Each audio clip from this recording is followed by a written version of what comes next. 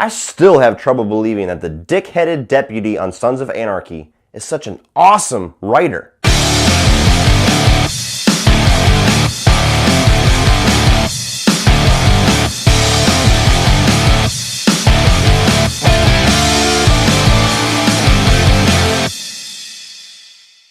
Wind River tells the story of a fish and wildlife expert and a young FBI agent trying to solve a murder in an Indian reservation in the state of Wyoming. Okay, let's open this thing up talking about what an awesome writer Taylor Sheridan is. This guy comes off of Sons of Anarchy, and he writes 2 years ago's big picture Sicario, last year one of the best movies, Hell or High Water, and a movie that I'm sure is going to get some Oscar talk this year, Wind River. Alright people, let me open with saying how glad I am that we are finally out of the summer movie season, and we are in the side of the year where great quiet releases like this are finally starting to trickle out. These end up being some of my favorite movies of the year. These movies you never hear about, never see a trailer for, never know anything about until you start hearing all this overwhelming praise. And you get to go to the theater, see this movie you don't know anything about, go in completely blind, hopefully like I did, and walk out totally pleased. As always, let's start talking about the positives of Wind River. First of all, like pretty much every movie that Taylor Sheridan has his name on, the performances in this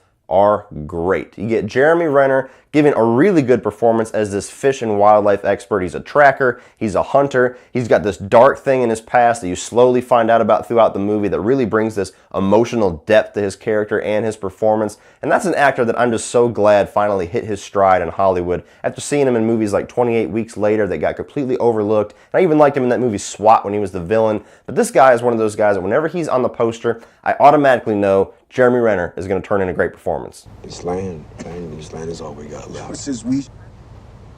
One thing native about you is your ex-wife and the daughter you couldn't protect. Maybe if you played detective. That's not something you get to talk about. You hear me?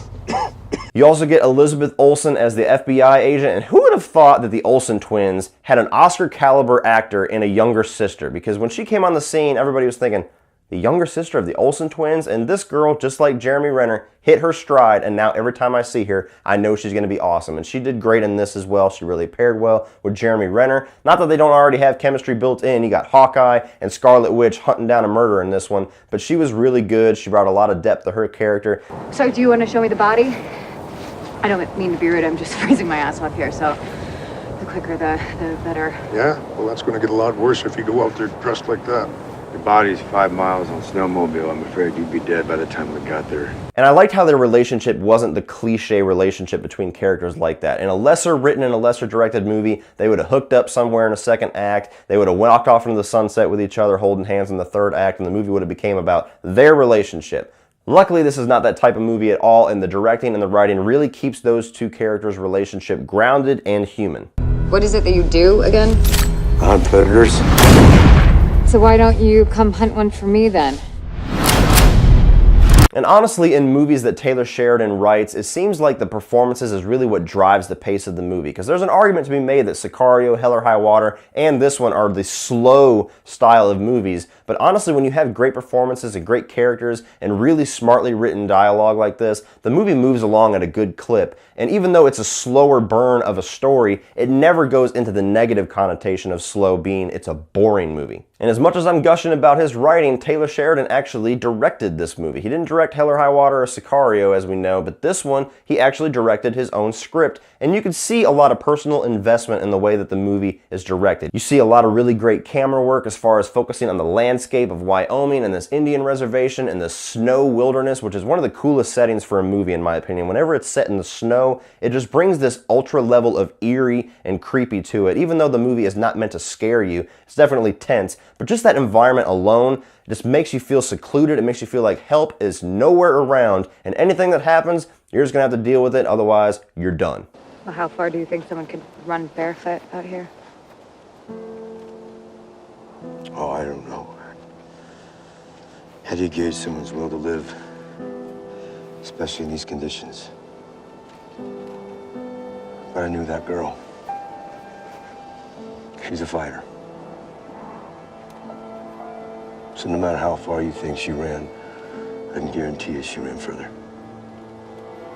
And just like Hell or High Water with those small Texas towns and the hilly environments in the wilderness and the setting of this movie is just as much of a character as Jeremy Renner and Elizabeth Olsen. I also really appreciated the way in which the story was told, because the ultimate setup of this movie is very by the numbers of a murder mystery. You find a body, you get people who know how to solve murders together, and you hunt down the killer until the third act when they're revealed. Very by the numbers, but the way that the movie tells the story, the way that it relies on the performances to drive the story, the way that it relies on the wilderness and the outside setting to drive the story, is a very fresh take on how to tell that by the numbers story. It's in prison where you put him. What, no parole? Well, look at that. The justice system at work. Now, that reminds me. My PO told me to give you something. I got it. I got it right here. Wait, let me see your hands. Let me see.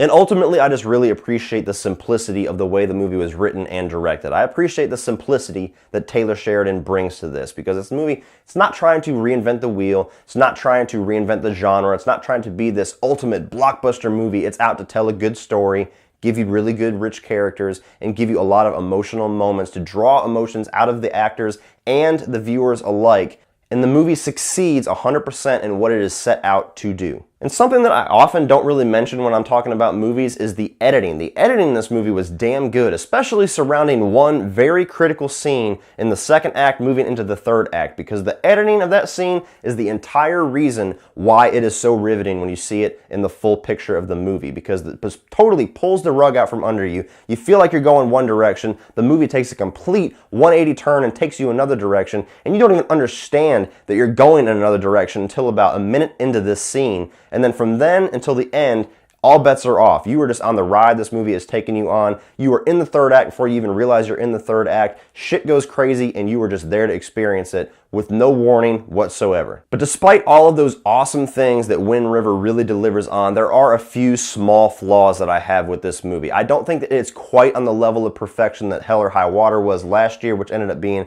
one of my favorite movies of the year. And this one has a very strong chance of being in my top 10 as long as the last half of the year doesn't really kick ass. But there are a few things that I felt like held this movie back slightly for me. Both of these flaws are honestly kind of intertwined with each other, and it's not something that I can really speak too specifically on, or it's going to be a spoiler for your experience of the movie. But I'll just say that whenever things start to get revealed, it feels like the movie kept it a little bit too simplistic. It felt like there could have been something a little bit deeper there as far as the answers that you were looking for in this movie. And ultimately, one character especially, as soon as one specific character in this movie shows up on screen, immediately when you look at them, they are so over-the-top acted that you know immediately that is the bad guy. As soon as they are on screen, within a second, you're like, that's him. Fortunately, the editing of that second to third act, the whole scene when everything is revealed, is so brilliant and so riveting that that flaw gets drawn way the hell down to being just a small kind of a nitpick in the grand scheme of this movie. But it is something that I feel like could have been done a little bit better if they toned the writing and the acting especially of that character down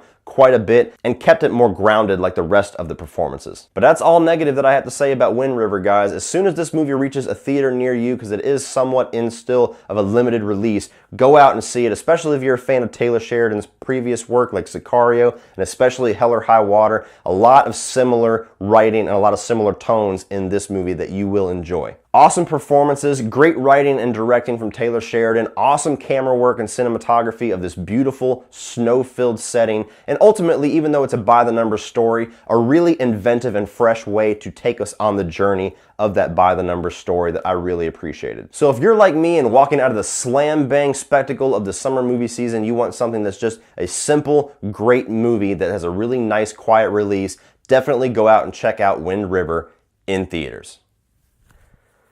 So what did you guys think of Wind River? Do you feel like this is Taylor Sheridan's best work, even better than Hell or High Water last year? Or does the few nitpicks that I had with the story and the reveals also ring true for you? Put all of your thoughts on Taylor Sheridan, Jeremy Renner, Elizabeth Olsen, and the ultimate end result of this movie, Wind River, down in the comment section below, and we'll talk about it. Please like and share this video. Hit that subscribe button if you're not already a subscriber. If you want to check out some of my social media links, I've got Facebook, Instagram, and Twitter down below, so check those out, including the link to my Patreon page, which is not only a great way to support me and this channel, but a great way to get cool exclusive content for you, the patron, your eyes only. So check all that out, guys. And if you want to check out some more of my videos, you can check out a few more by clicking right over here.